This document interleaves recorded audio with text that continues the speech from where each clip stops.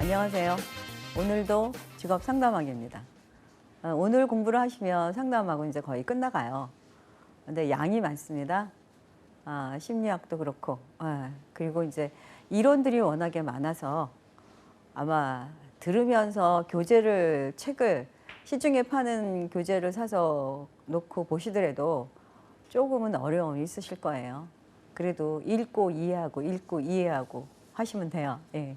지난 시간에 동기사정하기, 가치사정하기, 사정하는 거를 배우다가 시간이 이제 끝났는데, 오늘은 내담자 사정 기법이 계속 진행이 될 거예요. 그래서 흥미 갖고 얘기를 할 거고요. 또 목표 설정, 또 인지적 명확성이 있나 없나. 인지적 명확성 나왔죠? 초기 상담에서. 인지적인 명확성이 없으면 우리 상담으로 직접 못 끌고 갑니다. 그리고 내담자 정보 및 행동 이해, 이거는 이제 상담 기법을 갖고 얘기를 하는 거고요. 마지막에 상담 면접 기법, 이렇게 해서 거의 상담하기 거의 끝날 예정입니다. 그래서 흥미 사정하기, 제가 지난 시간에도 심리학에서 이 흥미, 적성, 가치 이런 걸 갖고 심리 검사를 얘기하면서 이론적인 부분의 설명을 다 드렸다고 말씀을 드렸어요. 근데 이제 여기는 이 검사하기 전에 왜 이거를 갖고 사정을 해야 되느냐, 이게 어떤 의미를 갖고 있느냐, 이런 의의를 지금 얘기를 하고 있어요. 근본적인 거. 그래서 일단 흥미 얘기 안 해도 어때요? 개인이 갖고 있는 관심이나 호기심이에요. 그래서 일으키는 어떤 것이고 정의를 내릴 수 있다. 흥미는 개인이 하고 싶어하는 것이나 즐기거나 좋아하는 것의 지표이다. 또 개인의 흥미는 좋아하고 하고 싶은 거, 좋아하고 싶어하는 거, 또 선호 활동에 따라 정보는 다양한 방법을 통해 수집할 수 있다. 좋아하고 싶은 것들, 또 정보를 찾는 것들. 흥미 사정의 목적은 이렇죠. 자기인식 발전시키기. 직업 대안 규명하기. 여가 선호와 직업 선호 구별하기. 직업 교육상 불만족 원인 규명하기. 직업 탐색 조장하기. 지금 가치나 흥미나 적성이나 성격이나 목적들이 거의 비슷해요. 자기인식 발전하기는 거의 똑같이 들어가 있어요. 자기에 대해서 이해를 하니까 발전할 수 있죠. 그리고 흥미나 적성이나 직업 대안이 나오죠. 또 여가 선호, 직업 선호 구별하기, 이런 것들은 뭐 흥미나 적성이나 이런 쪽에서 나올 수 있지만 전체적인 특성들은 이런 기본적인 게 몇 가지씩 갖고 있습니다. 그 목적이. 그리고 슈퍼가 제시한 흥미 사정의 방법이 있어요. 슈퍼는 지난 시간에 했던 것처럼 진단이 아니라고 평가를 했어요. 평가란 얘기를 했습니다. 진단이 아니고, 우리는 현장에서 심리검사 갖고 진단을 내린다고 했었는데 슈퍼는 평가라고 표현을 했고요. 그게 좀 광범위하다고. 그리고 또 슈퍼는 흥미 사정 기법을 내놨어요. 그래서 이것도 1차, 2차에 나와요. 슈퍼가 제시한 흥미 사정의 방법, 기법에 대해서 얘기하라. 표현된 흥미, 조작된 흥미, 조사된 흥미, 세 가지로 얘기를 합니다. 이거 1차에서 나오고 2차에서는 당연히 단답형으로 나오죠. 세 가지니까. 표현된 흥미는 어떤 활동이나 직업에 대해서 본인이 좋고 싫음을 얘기하는 거예요. 간단하게 말하게 하는 거고, 조작된 흥미는 특정 활동에 대해 질문을 하거나 해당 활동에 참여하는 사람들에게 어떻게 시간을 보내는지 관찰을 하는 겁니다. 그래서 그 사람들이 직접 얘기하는 게 아니고 이들이 지금 시간을 보내는 거를 옆에서 관찰을 해요.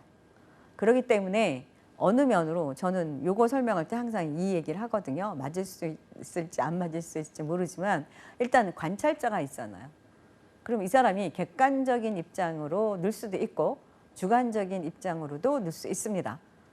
그래서 저는 이 관찰자가 좀 조작된 흥미가 들어가 있을 수 있다. 이렇게 외우라고 얘기를 하거든요. 조금 연결이 되죠. 그 다음이 조사된 흥미예요. 개인의 다양한 활동에 좋고 싫음을 묻는 표준화된 검사를 갖고 조사된 흥미입니다. 그래서 여기 본인이 좋다 싫다 얘기하는 거, 표현, 조작된, 실제로 누가 옆에서 관찰해서 보는 흥미, 그리고 객관적인 자료로 내놓은 조사된 흥미. 이렇게 세 가지로 흥미 사정 기법을 얘기를 하고 있습니다. 흥미 사정의 구체적인 기법은 보면 표현된 흥미와 조작된 흥미 유발하기 해서 표현된 흥미로서 어떤 활동이나 직업에 대해 좋다 싫다를 간략하게 말하도록 요청하며 조작된 흥미로서 특정 활동이나 직업에서 시간 사용, 양상 또는 참여 수준 등을 관찰한다. 네, 그래서 이거는 사람이 옆에서 얘기를 걸고 아니면 사람이 관찰을 하고 그런 거죠. 그 다음에 작업 경험에서도 볼 수 있어요. 흥미에 대한 사정뿐 아니라 내담자의 가치 기술, 생활 방식, 선호도, 인생의 진로 주제를 그 밖의 직업 관련 선호도로 규명하는데 광범위하게 사용할 수 있다. 작업 활동에 직접 들어가 보면 알 수 있죠. 흥미로만 저기가 아닙니다. 이 사람의 기술적인 문제 또 생활 방식 이런 것들을 다 분석을 해볼 수 있습니다. 거기에 직업카드 분류 전략이 있어요. 직업카드 분류 전략은 우리가 질적 검사로 흥미 검사에서 제가 설명을 드렸어요. 카드로 그 좋다 싫다 잘 모르겠음 이렇게 해서 나눠서 나의 흥미를 만들어가는 거. 이것도 홀랜드 육각형의 일원으로 그림이 그려지고 6가지 흥미 유형으로 나옵니다. 그리고 직업선호도 검사 실시. 직업선호도 검사는 고용노동부에서 만들어 놓은 겁니다. 워크넷에 들어 있고요. 우리가 현장에서 제일 많이 쓰는 검사예요. 또 흥미평가 기법. 상담자는 내담자로 하여금 종이 알파벳을 쓰고 그 알파벳에 맞춰 흥미거리를 기입하도록 요구한다. 그런 다음 과거에 중요했던 주제와 흥미에 대해 생각해 보도록 한다. 흥미평가 기법은 이거는 직접 본인이 만들어내는 거예요. 종이에다가. 근데 이제 우리는 현장에서는 별로 쓰지를 않고요. 이렇게 다양하게 흥미 사정을 할 수 있다. 그 얘기를 지금 하고 있습니다. 다음은 성격 사정학이에요. 그래서 특성 중에 지금 동기를 했고요. 그 다음에 가치를 했습니다. 그리고 흥미를 했고 이번엔 성격이에요. 성격은 직업 선택과 직업 적응에서 핵심적인 설명 변인에 해당된다라고 되어 있는데 우리가 얘기하는 특성들, 성격, 흥미, 적성, 가치관, 욕구 등 다 통틀어서 특성이라고 합니다. 여기에 이제 핵심적인 변인이라고 표현을 해놨는데 저도 현장에서 검사를 되게 많이 활용을 했거든요. 성격 검사도 활용을 하고. 그런데 검사를 여러 개를 활용하다 보면 한 곳에 모여져요. 그 검사의 결과가. 그게 성격으로 모여지더라고요. 그래서 제가 성격을 알면 그 사람의 흥미도 알 수 있고 가치도 알 수 있고 적성도 보일 수도 있어요. 그래서 이 성격으로 이 모든 것들이 이 특성이 모여지는구나 그런 걸 알게 돼서 여기서도 핵심적인 변인이라고 표현이 되어 있어요. 나중에 직업상담사 자격증을 따시고 현장에 가서 일을 하실 때 검사를 하나밖에 사용을 못하지만 되도록이면 워크넷에 있는 검사 서너 가지를 한번 해보셔서 어디서 이게 만나는가 그런 걸 한번 보시면은 아마 성격에서 만나는 거 아실 수도 있어요. 그래서 성격 사정이 굉장히 중요한데 성격 사정의 목표는 자기인식을 증진시킬 수 있다. 이거 똑같아요. 특성들은 다 같이 나와요. 좋아하는 일의 역할, 작업 기능, 작업 환경 등을 확인할 수 있다.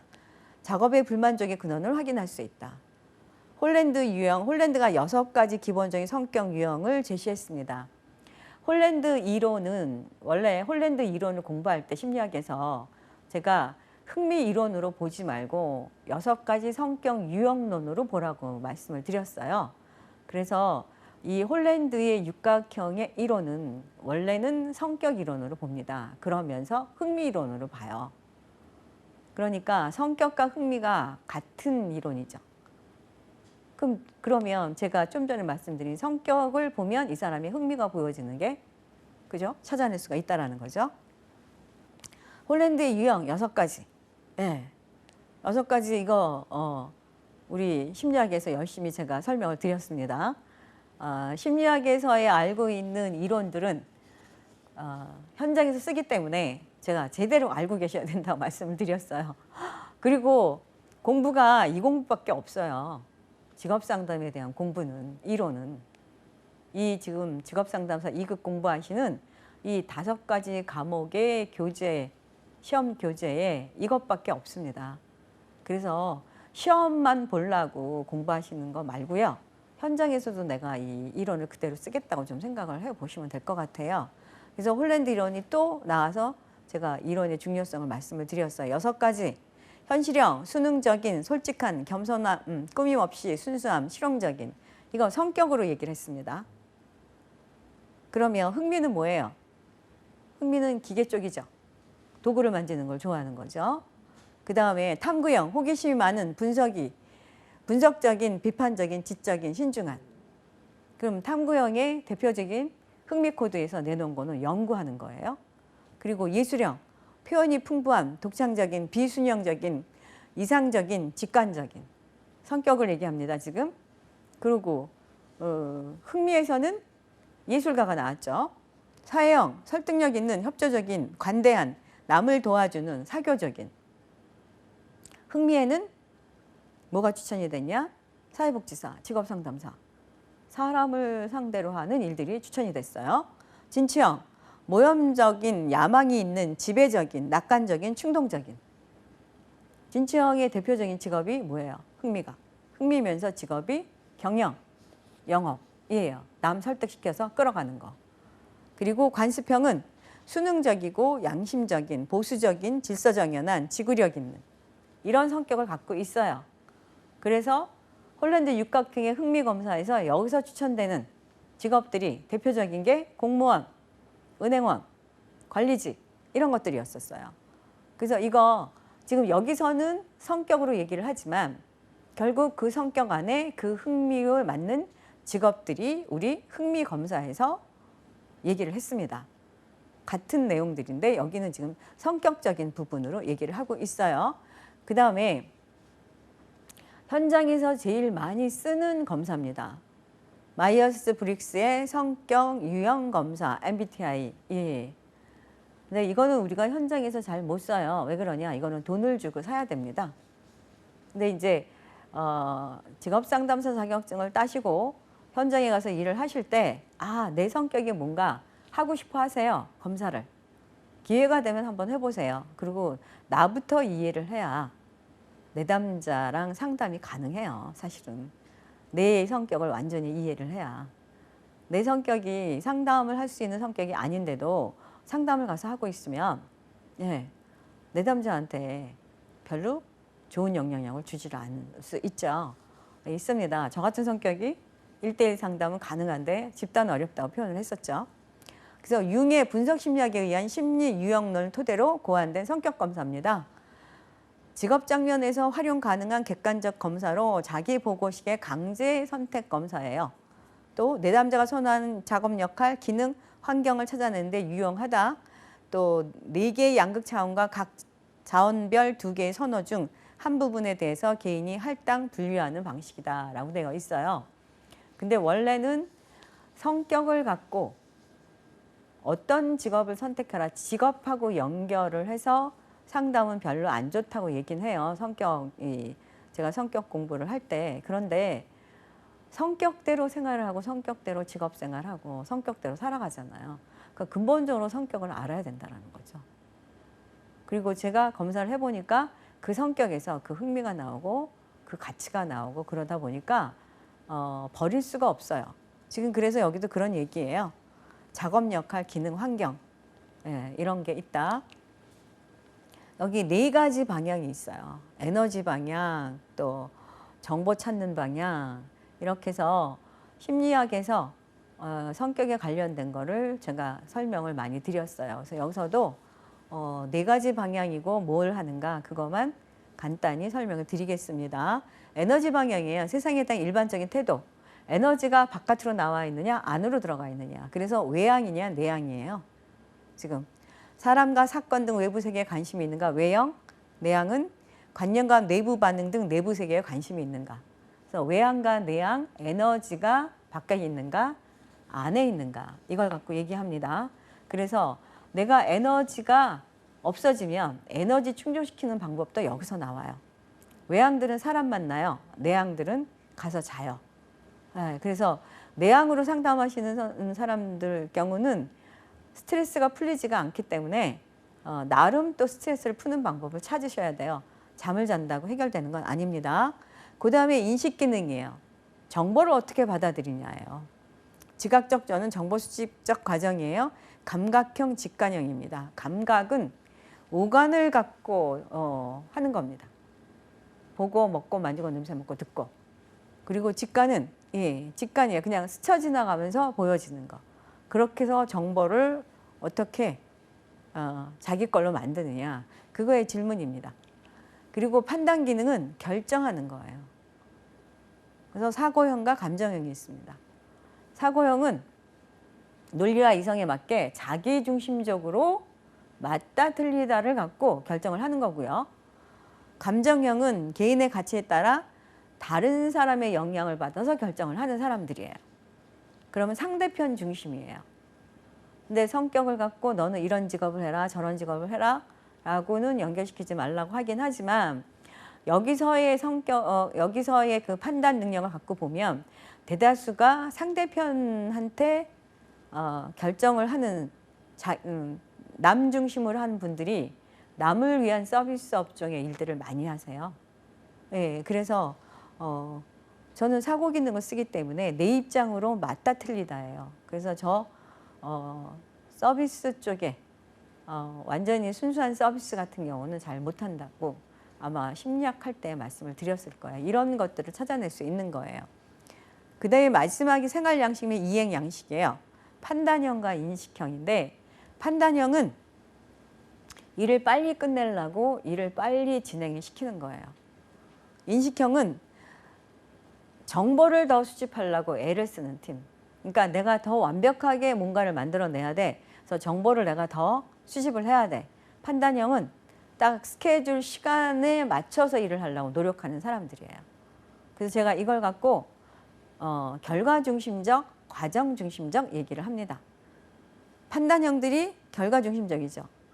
그 다음에 인식형들이 과정 중심적. 과정이 중요해요. 얼마나 많은 정보를 갖고 얘기를 하는가. 그게 중요하거든요. 그래서 이렇게 4가지를 갖고 16가지 성격 유형으로 만들어냅니다. 그래서 이렇게 성격 사정하기가 이렇게 되어 있습니다. 그래서 지금 특성을 갖고 사정하는 거 4가지를 갖고 얘기했어요. 동기, 그리고 가치, 흥미, 성격. 그 다음에 목표 설정. 그러면 상담에서 목표 설정은 어떻게 하는가. 그리고 진로 시간 전망이 여기 나와요. 목표 설정할 때는 here and now도 중요하지만 뭐가 중요하느냐. 우리 직업상담사 역할 중에 뭐가 있었어요? 예언가가 있습니다. 우리 상담하면서도 예우가 있어요. 앞으로 어떤 직업을 가질 거고, 그리고 현재 직업을 바꾸는 사람들은 바로 직업을 선택할 수도 있지만 신규 입직자들은 내가 이 직업을 선택하면 10년, 15년 어느 정도 이 직업을 갖고 일을 할 수 있을까? 이 질문이 꼭 있습니다.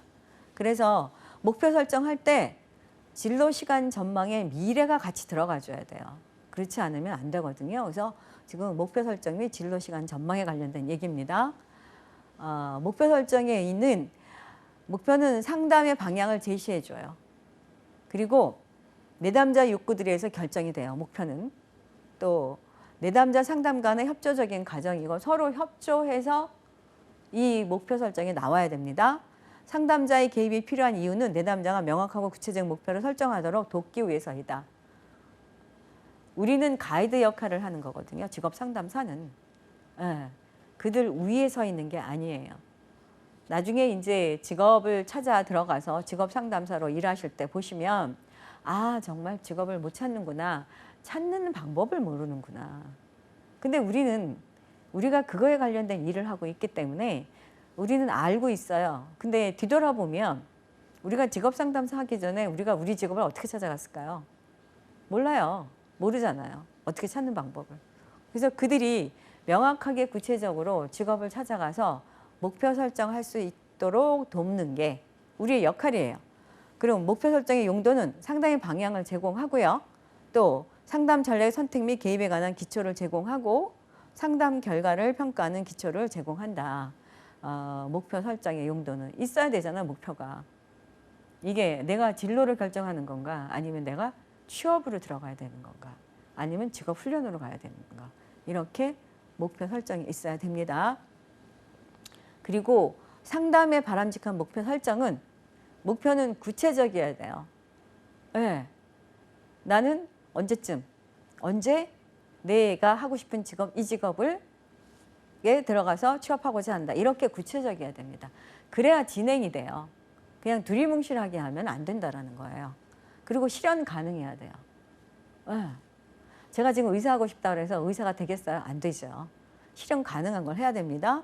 그리고 목표는 내담자가 원하는 것이어야 돼요. 물론 내담자랑 상담자가 서로 의견을 조율해서 목표 설정을 하지만 일단 내담자가 원하는 것이어야 되고요.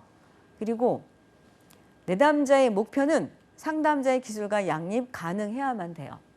상담자가 갖고 있는 기술을 넘어서면 배웠죠? 우리 초기 면담에서 의뢰하라는 거. 내 능력을 넘었으면 목표 설정을 할 수가 없어요. 그리고 상담자 자체가 불안해요. 내가 갖고 있는 능력 넘어서의 목표 설정을 하니까 내가 그걸 어떻게 할 수가 없잖아요. 그래서 제가 지금 오프라인, 온라인 상담을 다 하고 있는데 오프라인 상담에서 만날 때마다 제가 좀 걱정스럽게 만납니다. 이 사람이 내가 갖고 있는 능력보다 더 많은 걸 요구하면 어떡할까? 이 걱정이에요, 사실은. 내가 갖고 있는 능력보다 더 많은 걸 요구하면 나는 이 사람한테 줄 수 있는 게 없어요. 그래서 목표 설정할 때 그 사람이 와서 상담을 시작할 때 이 사람이 나의 능력을 넘는 걸 요구하면 저는 여기까지밖에 제가 할 수 있는 능력이 안 됩니다 라고 하고 목표 설정에서 얘기를 하셔야 돼요. 그래야 된다라는 거예요. 내담자의 목표 확인은 일단 현존하는 문제를 평가하고 나서 목표 설정 과정으로 들어간다. 내담자의 목표를 끌어내기 위한 기법으로 면접 안내가 있다. 또 전반적인 목표가 설정되면 내담자와 함께 목표의 실현 가능성을 탐색한다. 그래서 목표는 실현 가능해야 되고요. 또 문제 평가에서 목표 결정이 되는가 이것도 연결을 시켜야 됩니다. 그리고 전반적인 목표가 결정되면 하위 목표를 확인함으로써 그 목표에 대한 안내 지도를 확립한다. 목표를 크게 세우는 것보다 하위 목표를 목표 설정해서 또 마치고 또 마치고 또 마치고 이러고 올라가야 된다는 거예요. 너무 큰 목표를 만들어 놓으면 지쳐요, 우리도. 왜 그러냐? 할 게 너무 많아요. 그럼 할 게 너무 많은 거를 하위 목표로 하나하나씩 하면서 그 목표 설정에 해서 그 목표가 달성되면 뭐를 해줘요? 보상도 해주고 칭찬도 해주고 이러면서 그 다음 단계를 넘어가게 해줘야 됩니다. 또 내담자가 목표 추구에 필요한 시간과 에너지를 투자할 마음이 있는지 목표에 대한 내담자의 몰입도를 평가한다. 이거는 상담자가 평가할 수 있어요. 상담하면서 이 사람이 몰입을 잘 할 수 있구나. 그리고 이 사람이 이런 목표 설정을 하면 따라올 수 있구나. 이런 것들을 확인해 볼 수 있습니다. 그 다음에 목표 설정에는 진로시간 전망이 있다고 말씀을 드렸어요. 진로시간 전망. 진로시간 전망의 의의는 진로시간 전망은 진로에 관한 과거, 현재, 미래의 정신적 상을 한다. 그래서 지금 현재가 과거 없이 현재가 이루어지지 않고요. 미래가 오늘 없이 미래가 연결이 안 됩니다. 그래서 어제, 오늘, 미래는 내일은 연결이 되어 있어요. 지금 그 얘기하고 있어요. 그래서 상담자는 진로시간 전망의 개입을 통해 미래에 대한 내담자의 관심을 증가시키고 현재 행동을 미래의 목표에 연결시키며 내담자로 하여금 미래에 초점을 맞춰 자신의 미래를 설계할 수 있도록 한다 라고 되어 있습니다. 진로시간 전망의 검사지의 사용 목적은 미래의 방향을 이끌어내기 위해서고요. 미래에 대한 희망을 심어주기 위해서예요. 또 미래가 실제인 것처럼 느끼도록 하고 계획에 대해 긍정적인 태도를 강화하기 위해서입니다. 계획을 만들었는데 이게 긍정적인 생각이 안 들어요. 그러면 실제로 내가 만들어지는 거를 이렇게 한번 생각해봐라. 이렇게 여러 가지를 해볼 수 있습니다. 목표 설정을 추구하기 위해 현재 행동을 미래의 결과에 연계시키기 위해, 계획 기술을 연습하기 위해, 진로 의식을 높이기 위해 여러 가지 진로 시간 전망들이 여러 가지의 목적으로 쓰입니다. 그럼 진로 계획은, 직업 상담에서 진로 계획은 내담자의 전생애를 조망하는 시각들을 제시하고자 하는 중요한 단계다. 전생애를 걸쳐서 하는 겁니다. 누구 이론이냐면 슈퍼 이론을 갖고요. 그래서 진로 계획, 휴즈라는 학자가 진로 계획을 세울 때는 객관적인 진로와 주관적인 진로로 구분했어요. 객관적인 진로는 여러 가지 표준화되어 있는 진로들이에요. 주관적인 진로는 내가 생각하는 진로들. 이게 다 넣고 가능성이 있는 걸로 찾아 들어가야죠. 누구나 객관적인 진로를 가지고 있으나 주관적으로 진로를 가지고 있는 것은 아니다. 예, 대부분 객관적인 진로가 많아요. 그 폼에 맞춰서. 과거를 회상하고 미래를 예측함으로써 사람들을 하여금 자신의 주관적 진로를 인식하도록 해줘요. 그 시간 차원에 대한 진로 결정, 미래에 초점에 둔 겁니다. 이게 이제 어제, 오늘, 내일이니까 과거, 현재, 미래예요. 그래서 현재 가장 좋은 것이 무엇인지 혹은 과거에 무엇을 좋아했는지 보다는 미래에 무엇이 가장 좋을 것인지에 기초해서 선택하게끔 한다. 그거고요. 그 다음에 시간 차원에 따른 결정. 이들은 미래에 대한 불안을 감수하기 위해서 공부에 충실하고 직업 계획을 통해 내일을 준비하며 미래 직업 설계를 위한 방법으로 직업 상담을 찾는다. 미래 쪽에 시간을 갖고 있는 사람들은 불안하죠. 눈에 안 보여지니까. 그리고 미래는 시간만 가는 게 아니에요. 모든 산업과 모든 환경이 다 미래에 가기 때문에 그거를 우리가 이해를 못해요. 그래서 직업상담 누군가 지원을 하는 사람을 찾는다는 얘기예요. 과거에 초점 둔 진로 결정.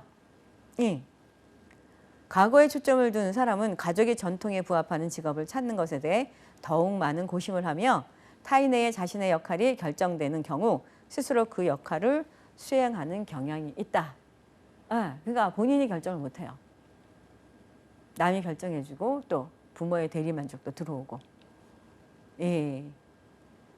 그리고 현재 초점둔 진로 결정은 진로 결정에 초점을 현재에 둔 사람은 음식이나 주거 등의 생존적인 문제 혹은 당장 필요한 돈이나 단기적인 만족을 제공하는 오락 등에 더 많은 관심을 가지는 경향이 있다. 지금 현재면 먹고 살아야 되죠. 그러면 돈부터 더 생각할 거야. 돈 많이 있는 거, 돈 많이 주는 거. 이렇게 생각할 겁니다. 그래서 현재와 미래가 사실은 같이 공존해 있어야 돼요. 현재 돈도 필요하고 그리고 내가 미래 시장에서 얼마나 오랫동안 노동 시장에 있을 건가 이런 것들. 과거는 경험으로 갖다 쓰고요. 이렇게 해서 우리가 시간 조절을 잘 해야 된다는 얘기예요. 예, 그리고 미래지향적 시간 전망 개입은 어떻게 하느냐. 내담자에게 미래에 초점을 맞추고 자신의 미래를 설계할 수 있도록 함으로써 진로 선택과 조정에 필요한 계획 태도와 기술을 발달시킨다. 미래에 관련된 거를 한번 과제를 내주거나 해갖고 오라 그러면 잘 못해요. 1, 2년은 만들어요. 1, 2년은. 그런데 5년, 10년 후는 잘 만들지를 못합니다. 그래서 직업상담은 과거나 현재에 지향되어 있는 내담자를 하여금 미래를 그려보고 그 안에서 명확하고 있는 자신의 모습을 믿도록 돕는다. 그래서 원형 검사가 있어요. 원형이 3개의 그림을 그려요. 과거, 현재, 미래. 그래서 원형 그림을 그려서 시간 전망 개입 도구입니다. 효과적인. 그러면 원 3개를 그리는데 이게 겹치는 원도 있고요. 아니면 서로 3개가 떨어져 있는 것도 있고 원 크기가 똑같을 수도 있고 서로 다를 수도 있고 하나만 클 수도 있고 이런 거를 보는 거예요. 예, 그래서 여기 과거, 현재, 미래를 뜻하고 그리고 특히 원형 검사에서는 원의 크기는 시간 차원에 대한 상대적 친밀감을 의미하는 반면 원의 배치는 시간 차원이 각각 어떻게 연관되는지를 본다. 그러니까 원들이 서로 붙어 있으면 시간들이 연계가 되고요. 원들이 뚝뚝뚝 떨어져 있으면 과거, 현재, 미래가 연결이 안 된다는 거예요. 이런 것들을 볼 수 있다. 그래서 여기서 심리적 경험의 3가지 측면에서 반응하는 3가지 국면이 방향성, 변별성, 통합성을 제시해요. 이거는 2차에서 많이 나옵니다. 방향성은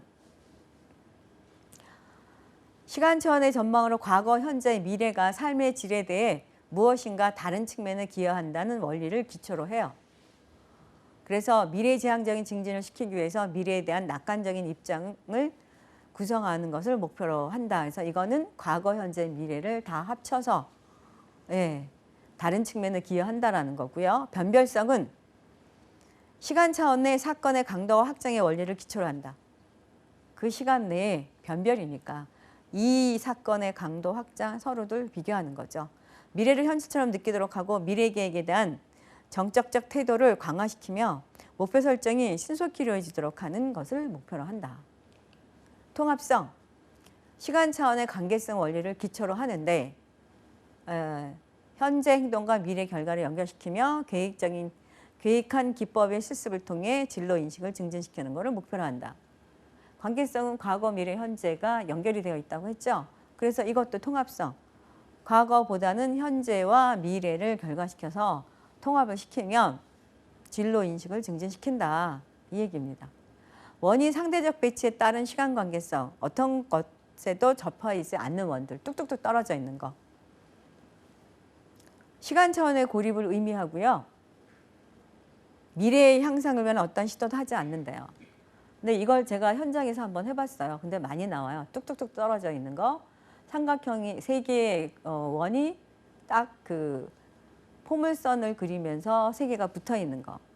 그리고 가운데가 세 개가 서로 모여서 가운데로 모여지는 거. 또 끝에 하나씩 끝에 요 선에 붙어 있는 거. 여러 가지입니다. 또 원이 차례대로 들어가 있는 거. 조그만 원, 그 중간 원, 큰 원. 이런 식으로 각자 달라요. 그림이. 그래서 거기에 기본적인 거 지금 얘기입니다. 또 중복되지 않고 경계선에 잡혀 있는 거. 시간 차이는 연결을 의미하고요. 아직 개별적 독립적으로 구분되어 있으며 비록 연설적이라도 통되지 않는 상태를 나타낸다. 그 부분적으로 중첩되어 있는 거 시간 차이의 연합을 의미해요.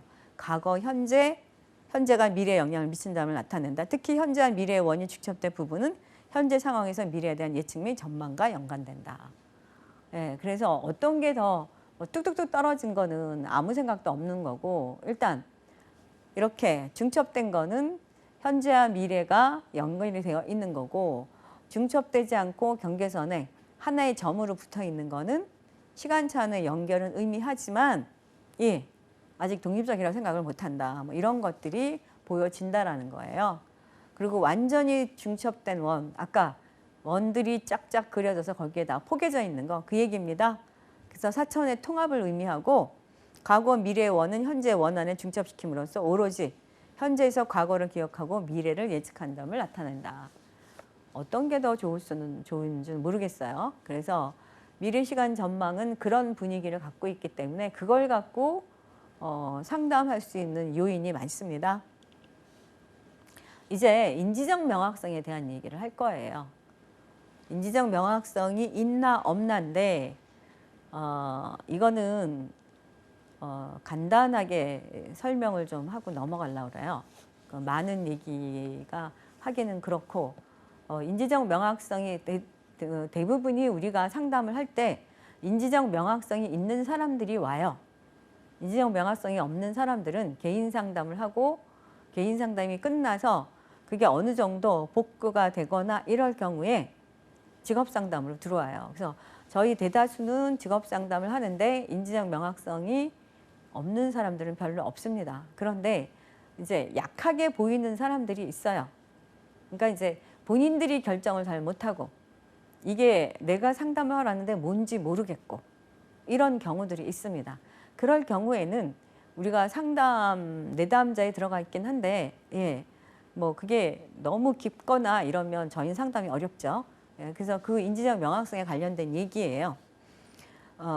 자기 자신의 강점과 약점을 객관적으로 평가하고 그 평가를 환경적 상황에 연관시킬 수 있는 능력을 말해요. 그래서 인지적 명확성이 없는 경우는 개인 상담을 하고 직업 상담을 해야 됩니다.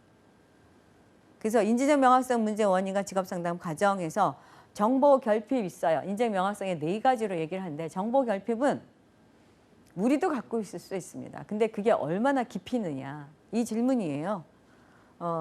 지식 부족에서 비롯되는 거예요. 단순 결핍, 읽기 문제나 학습장애 등 정보 사용 불능에 의한 성장 결핍, 필요한 정보와 불필요한 정보의 변별력 불능에 의한 과도한 정보 등 이런 거는 우리가 방법을 제시하고 할 수 있습니다. 근데 이게 너무 깊어지면 조금 문제가 있겠죠. 그 다음이 고정관념이에요. 나는 이것만 해야 돼. 나는 이거 아니면 안 돼. 이런 거요. 경험 부족, 가치관 이런 것들이 좀 다르기 때문에 그래서 이것도 우리가 직업 상담을 할 수 있는데 세 번째, 경미한 건강 진단 문제, 정신 건강 문제 다른 개인 상담을 받고 와야 됩니다. 의사결정 잘 못하고요. 근데 사실은 우리한테 오는 사람들이 우울증 환자나 알코올릭 환자들은 지원한 데가 따로 있어요.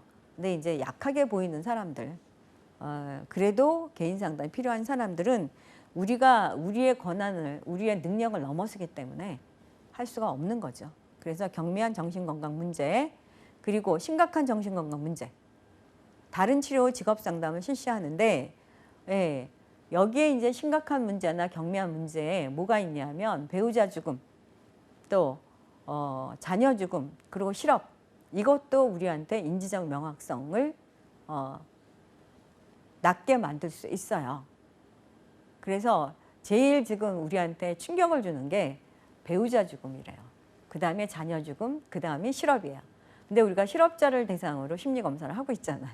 원래 심리검사에는 충격을 받은 사람은 심리검사를 하지 말아라 그러는데 이제 IMF 터진 후에 20년이 됐습니다. 그래서 이제는 우리가 누구도 실업에 노출되어 있다고 생각을 하기 때문에 그렇게 큰 충격으로 검사가 왔다 갔다 거릴 건지는 아니에요. 근데 이제 우리는 또 실업자들을 만나고 구직자들을 만나잖아요. 그리고 이제 외적 요인, 주변 사람 부부간 불화 뭐 이런 것들로 인해서 개인 상담한 후에 직업 상담을 해라 얘기입니다. 그래서 인지적 명확성이 정신적으로 내가 똑바로 의사결정할 수 있고 똑바로 물체를 볼 수 있고 모든 거를 제대로 명료화시켜서 받아들일 수 있는 상황이면 상관없는데 그렇지 않은 경우는 직업 상담이 어렵다. 그렇게 보시면 돼요. 그래서 인지적 명확성 하지 않은 경우 고려사항 우울증과 같은 심리적 문제를 가지고 있다면 직업 선택 및 직업 결정을 적절하게 할 수 없어요. 그래서 이와 같은 심리적 문제로 인지적 명확성이 부족한 경우는 진로 문제에 대한 결정은 당분간 보류해야 됩니다. 왜? 개인 상담부터 받아야죠. 할 수가 없어요. 그리고 직업 상담에서는 직업 상담 과정을 완수하려는 내담자의 동기가 반드시 필요해요. 그래서 인지적 명확성과 있나 없나를 이런 것들로 우리가 판단을 내릴 수 있고요. 또 직장에서 역할은 다른 생의 역할과 복잡하게 얽혀 있기 때문에 이러한 역할도 상호 의존적이어서 어느 역할의 변화가 다른 역할에도 영향을 미치게 된다. 따라서 직업 계획이나 재적응을 생각할 때 다른 생의 역할의 맥락을 함께 고려해야 된다. 왜 그러냐? 다른 역할이 있잖아요. 그 역할이 우리를 돕느냐, 우리를 상충하느냐. 그 진로, 생애 진로, 생애 전망 얘기했었죠. 또 직장을 처음 구하는 사람 또는 자신의 진로를 처음 선택하는 사람과 직업 전환 또는 직업 적응 중에 있는 사람에 대해서는 직업 상담의 사정 과정이 서로 다르죠. 신규 입직자로 들어가는 사람과 나는 경력자면서 재직자면서 지금 현재 새로운 직업을 찾고자 오는 사람, 이거 다릅니다. 그들은 직업적 경험이 있기 때문에 장점을 위주로 뽑아서 하던가 신규 입직자는 이 사람의 특성을 갖고 하던가 서로들 다릅니다.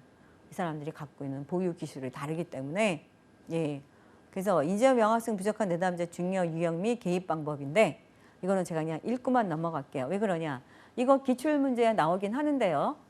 나오는 것만 보세요. 나오는 것만 보는데 이제 그 내용이 나옵니다. 박스 안에. 이런 경우에 인지적 명확성이 부족한 내담자에 어떤 개입을 하느냐 그게 나와요. 그래서 그것도 기출문제 위주로 보세요. 그리고 내담자 정보 및 행동에 대한 이해예요. 이제 상담을 하기 위해서 이런 것들이 내담자의 정보 그리고 행동, 어떤 행동을 하고 어떤 걸 하는가 당연히 우리가 이해를 해야 되겠죠.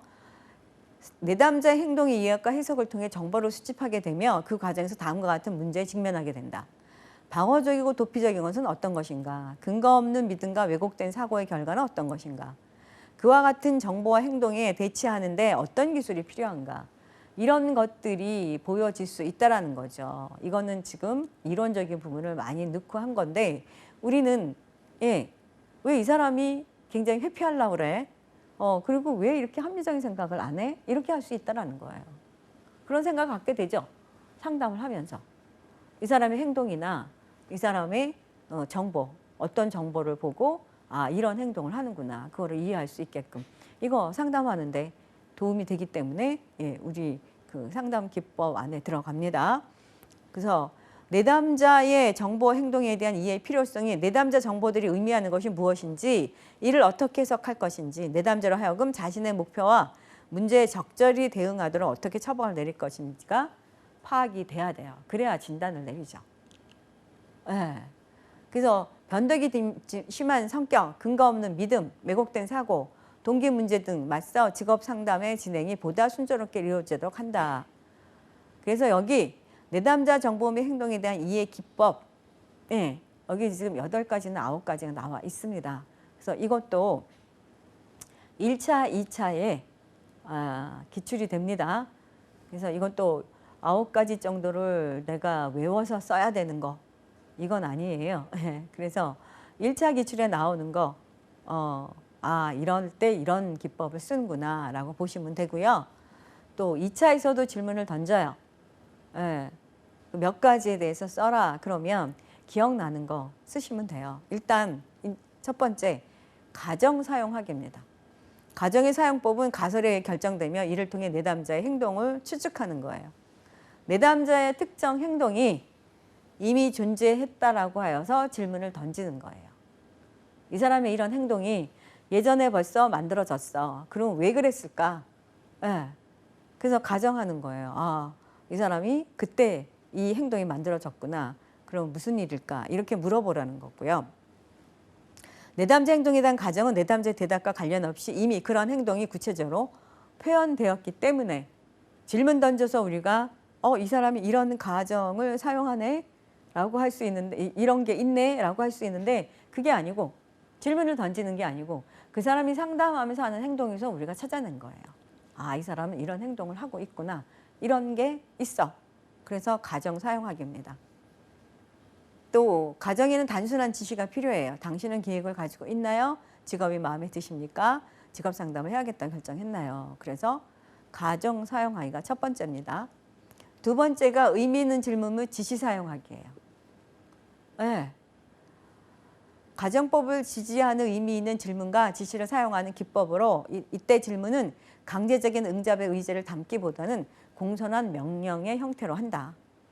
그래서 공손한 명령으로 당신이 특별히 좋은 것이다 말씀해 주지 않겠어요? 또 이게 맞는지 잘 모르겠네요. 이렇게 해서 의미 있게 질문을 던져라. 그 얘기입니다. 그 전이된 오류 정정하기. 전이된 오류가 있어요. 여기에 정보의 오류, 한계의 오류, 논리적 오류 있어요. 정보 잘못 받아들인 거. 그리고 한계의 오류는 나는 더 이상 할 수 없다라고 생각하는 거. 논리적 오류. 왜 그래야만 됐는지 그거에 대해서 설명을 못 할 수도 있어요. 그래서 이런 전이된 오류를 정정해야 돼요. 그 다음에 이 정보의 오류, 지금 이야기 삭제, 불확실한 인물 인용, 이 세 가지가 있다라고만 생각하시면 될 것 같아요. 그래서 제가 정보의 오류는 직업색에 대한 충분한 정보를 알고 있다고 잘못 생각하는 경우예요. 그래서 불분명한 동사 내용 쓰고요. 또 참고 자료의 불충분, 또 제한된 어투로 사용합니다. 한계 오류는 예외 인정 안 하는 거예요. 할 수가 없다 나는. 도저히 그럴 수가 없다 하는 것들이에요. 내담자가 예외가 없다고 얘기하는 거. 나는 절대로 할 수 없고 그런 일이 있을 수 없고 이렇게 하는 거예요. 그래서 불가능 가정하는 거예요. 어쩔 수 없음을 가정하는 거. 논리적 오류는 논리식으로 맞지 않는 진술을 함으로 의사소통까지 방해하는 경우, 잘못된 인간관계, 오류, 마음 해석, 제한된 일반화 등이 있어요. 그래서 이거는 세 가지가 있는데 정보 한 개, 그다음에 논리적 오류 세 가지가 있는데 그중에 지금 논리적 오류는 뭐냐, 한계적 오류는 뭐냐 이런 거 물어볼 수 있습니다. 예, 그래서 그거는 기출 문제에 나와 있는 것들을 좀 보시면 될 것 같고요. 왜 그러냐, 여기 9개 정도의 지금 기법들이에요. 내담자 정보에 대한 행동의 이해에 대한 기법이기 때문에 이 9개 기법이면서 거기서 또 파생되는 것들이 있기 때문에 제가 간단하게 설명을 하고 넘어갈 거예요. 예, 논리적 오류, 마음의 해석, 또 제한된 일반화, 분류문 재구성하기. 내담자 표현을 분류하고 재구성하면서 내담자에게 자신의 세계를 다른 각도에서 볼 수 있도록 기회를 제공하는 거예요. 예, 내담자가 얘기했던 걸 다시 재구성하는 겁니다. 그러면 다른 시각으로 볼 수 있습니다. 그래서 분류 및 재구성하기, 필기 이렇게 한다, 이렇게 한다. 예, 이 내용들이 있어요. 제가 이거는 그냥 넘어가겠습니다. 예. 또 저항감 재인식하기 및 다루기. 예, 이것도 있어요. 상담에 대해 동기화되지 않거나 저항감을 나타내는 경우 방어 기제를 사용하거나 의도적으로 의사소통을 방해하는 경우 내담자를 이해하는 기법. 예. 의사소통을 의도적으로 하는 거예요. 그러면 그게 아니고요. 이렇게 얘기가 나오거든요. 그래서 직설, 불신, 상담자의 능력과 방법 헐뜯기, 함충에 대한 도전, 책임에 대한 도전. 네, 그래서 변형된 오류 수정하기, 내담자 신축해지기, 은유 사용하기. 그리고 이제 또 근거 없는 확신하기, 왜곡된 사고 확인하기, 반성의 장 마련하기, 변명에 초점 맞추기. 이렇게 해서 내담자 정보에 대한 행동에 대한 이해가 9가지가 있어요. 그래서 이것도 처음 맞닥뜨리는 이론이라 되게 어렵고요. 이게 도대체 뭐지? 왜 이래야 되지? 그렇게 돼요. 그래서 이것도 기출 위주로 좀 보시면은 이거 많이 나오진 않아요. 한두 개. 예, 그리고 2차에서는 뭐 한 개 오류, 예, 뭐 3가지를 써라 이런 얘기가 나오기 때문에 예, 그렇게 좀 보시면 될 것 같아요. 그리고 이제 상담의 주요 기법이 있어요. 이 기법을 우리가 갖다가 심리학 이론의 프로세스에다가 쓰는 겁니다. 그래서 공감이에요. 공감은 지금 여러 번 제가 지금 설명을 하고 얘기를 했습니다. 내담자가 전달하는 내용에서 한 걸음 더 나아가 그 내면적 감정에 대해 반영하는 거예요. 감정에 대한 반영이에요. 이 공감만 잘하면 돼요. 공감만. 그럼 공감하려면 그 비언어적인 행동으로 고개 끄덕거리고 눈 마주치고 웃어주고 이 사람이 얘기할 때 맞장구도 쳐주고 그 사람의 감정에 대해서 반영을 하는 거니까 그렇게 해줘라 상담 기법이. 그리고 두 번째가 요약과 재진술이에요. 내용에 대한 반영이에요. 재진술 우리 몇 번 나왔었죠. 요약과 재진술은 내담자가 전달하는 이야기의 표면적 의미를 상담자가 다른 말로 바꾸어 말하는 것이다. 그 말을 그대로 할 수도 있어요. 예. 그러면 재진술, 요약은 지금 이런 얘기인가요? 그리고 요약을 할 수 있어요. 요약을 해야만 돼요. 내담자가 얘기하는 것들이 논리적으로 얘기할 경우에도 우리가 잘 이해가 안 돼서 옆에서 이렇게 들으면서 쓰거든요. 그런데 얘기가 이 얘기하다가 저 얘기하다 하면 우리가 이거 요약이나 재진술을 못하면 이 어느 방법으로 끌어갈지를 몰라요. 상담의 길을 잃어먹어요. 그래서 이거는 꼭 필요합니다. 그래서 내담자가 얘기한 거를 다시 한번 묻거나 아니면 요약을 하는 거예요. 지금 혹시 이런 문제가 있다고 얘기를 하시는 건가요? 그리고 이 얘기를 지금 하셨는데 맞나요? 내가 흥미에 관련돼서 잘 모르겠는데 그래도 나는 이런 걸 잘한다고 해서 그 직업을 선택하려고 했는데 자신이 없어요 라고 얘기를 했다면 그거를 요약을 해서 흥미에 관련된 거를 지금 잘 모르시는 것 같고 지금 이렇게 표현을 하셨어요. 그거를 갖고 선택을 해서 가려고 그랬더니 좀 불안감이 있고 선택을 하기가 어려워요. 그래서 맞나요? 이렇게 해볼 수 있다라는 거예요. 그럼 재확인 시켜주는 거예요. 그래야 다른 말로도 바꿔서 좀 해주고 그래야 이 사람이 내가 무슨 얘기를 했나 왜 그러냐 우리가 이렇게 논리적으로 길을 잡아서 얘기를 안 하면 무슨 얘기를 했는지 알 수가 없을 수도 있습니다. 그러면 상담자가 상담의 길을 못 찾아가죠. 예, 그리고 반영입니다. 내담자가 전달하고자 하는 의사의 본질을 스스로 볼 수 있도록 내담자의 말과 행동에서 표현된 기본적인 감정, 생각, 태도 등을 상담자가 다른 참신한 말로 부연하는 기술을 말한다. 참신한 말로 부연하는 기술은 뭐냐 하면 풀이를 좀 해주는 거예요. 아, 이런 감정인가요? 태도가 이런 태도면 이런 부분인가요? 라고. 그럼 이게 뭐냐? 좀 용이한 단어를 갖고 설명을 해주는 겁니다. 상담자도 이해가 되고 내담자도 이해가 되게. 그리고 또 상담자들이 상담을 할 때 전문적인 용어를 가끔 쓸 수 있습니다. 근데 저는 자격증 강의라서 전문적인 용어를 지금 전부 쓰고 있어요. 이거를 만약에 상담하는 데서 그대로 쓰고 있다면 이해되세요? 이해 안 되잖아요. 그래서 내가 쓰는 단어를 내담자가 쓰는 단어나 상담자가 쓰는 단어들 이걸로 단어만이 아니에요. 갖고 있는 생각 또 감정 이런 것들을 서로 용이하게 들을 수 있는 단어로 참신하게 설명을 해줘라. 그 의미입니다. 수용이에요. 무조건적으로 받아줘라예요.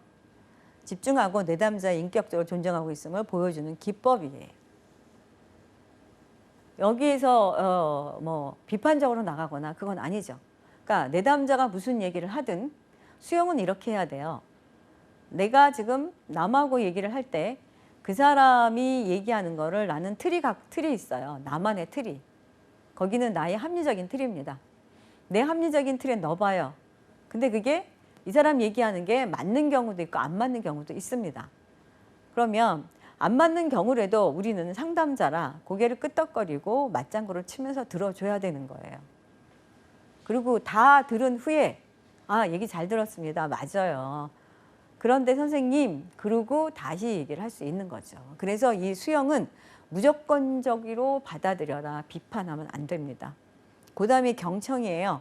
반영적 경청, 적극적 경청. 예, 이거는 내담자의 말과 행동에 상담자가 선택적으로 주목하는 것을 말한다. 즉 상대적으로 더 비중을 둬야 할 내담자의 말과 행동을 선택하여 그것에 주목하라는 거예요. 지금 내담자가 하는 이 얘기에 와, 여기 수용은 모든 끝까지 고개 끄덕거리고 들어주는데 이 사람이 얘기하는 거에 특별한 내용들이 있어요. 그거는 선택적으로 주목해서 이 사람이 뭔가를 얘기하는가 잘 듣고 귀를 열고 잘 들으란 얘기거든요. 경청 자체가. 그러니까 잘 듣고 거기에 대해서 아, 이 사람이 이 문제에 지금 어려움이 있구나 이렇게 생각해 볼 수 있다는 거죠. 그 다음에 탐색적 질문이에요.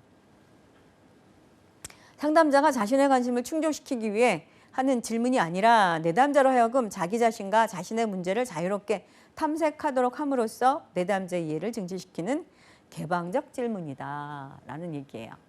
네. 그래서 그 질문을 하면 이렇게 탐색이 뭐냐 하면 질문 하나에 밑에 꼬리가 하나 붙죠. 네. 꼬리가 하나 붙어서 질문을 묻는데 이게 따지는 질문이 아니고 탐색하는 거죠. 아, 그러면 어떤 쪽의 흥미가 그 흥미가 다 뭐 이것 저것도 다 안 맞는다면 혹시 그 중에라도 어느 정도 조금 맞는 데가 없나요? 이렇게 물어볼 수 있다라는 거죠. 네. 그리고 명료화를 시키고요. 네. 명료화는 뭐예요? 내담자 말 속에 포함되어 있는 불분명한 측면들은 상담자가 분명하게 얘기를 해주는 겁니다. 해석을 하는 거예요. 그리고 직면. 해석 직면은 나왔습니다.